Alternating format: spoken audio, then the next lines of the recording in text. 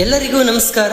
ಇಂದು ನಾವು ತುಮಕೂರು ಜಿಲ್ಲೆ ಕುಣಿಗಲ್ ತಾಲೂಕು ಉತ್ರಿದುರ್ಗ ಹೋಬಳಿಯಲ್ಲಿ ಕಂಡುಬರುವ ಇಪ್ಪಾಡಿ ಗ್ರಾಮದಲ್ಲಿರುವ ಬಸವೇಶ್ವರ ದೇವಸ್ಥಾನ ನೋಡುತ್ತಿದ್ದೇವೆ.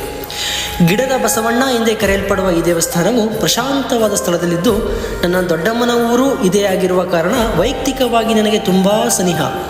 ತುಂಬ ಸರಳವಾಗಿ ಕಾಣಿಸುವ ಈ ದೇವಸ್ಥಾನವು ಬಹಳ ವಿಶೇಷತೆಯಿಂದ ಕೂಡಿದೆ. ಏನಿದು ವಿಶೇಷತೆ ನೋಡೋಣ ಬನ್ನಿ. ಆ ವಿಶೇಷತೆಯೇ ಈ ಬಸವಗಲ್ಲು.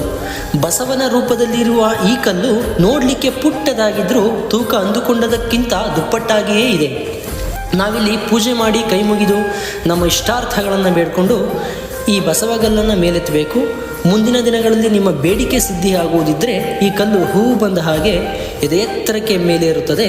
ಇಲ್ಲವಾದಲ್ಲಿ ದಮ್ಮಯ್ಯ ಅಂದರೂ ಮಂಡಿ ಮೇಲೆ ಬರುವುದಿಲ್ಲ ಅನ್ನೋದು ಇಲ್ಲಿನ ಸ್ಥಳೀಯ ಜನರ ನಂಬಿಕೆ. ಹಾಗೆ ಹೇಳಲೇಬೇಕಾದ ಮಾತೊಂದಿದೆ. ಕೆಲವರು ಬಾಡಿ ಬಿಲ್ಡರ್ಸ್, ಪೈಲ್ವಾನ್ಗಳು, ಶಕ್ತಿವಂತರಿಗೆ ಸಹಜವಾಗಿ ಇದು ಯಾವ ಮಹಾಲೆಕ್ಕ ಎಂಬ ಯೋಚನೆ ಬಹುಶಃ ಬರಬಹುದೇನೋ. Please, if you believe or not, ನಂಬಿಕೆಯ ದೃಷ್ಟಿಯಿಂದ ಒಂದು ಬಾರಿ ಈ ಬಸವಗಲ್ಲನ್ನು ಸ್ಪರ್ಶಿಸಿ ನೋಡಿ, ಹಾಗೆಯೇ ವಿಮರ್ಶಿಸಿ. ಏಕೆಂದರೆ ನಮ್ಮ ಧರ್ಮದಲ್ಲಿ ನಂಬಿಕೆಗೆ ಪ್ರಾಶಸ್ತ್ಯ ನೀಡುವುದರ ಜೊತೆಗೆ ವಿಮರ್ಶೆಗೂ ಅವಕಾಶ ನೀಡಿದ್ದೇವೆ.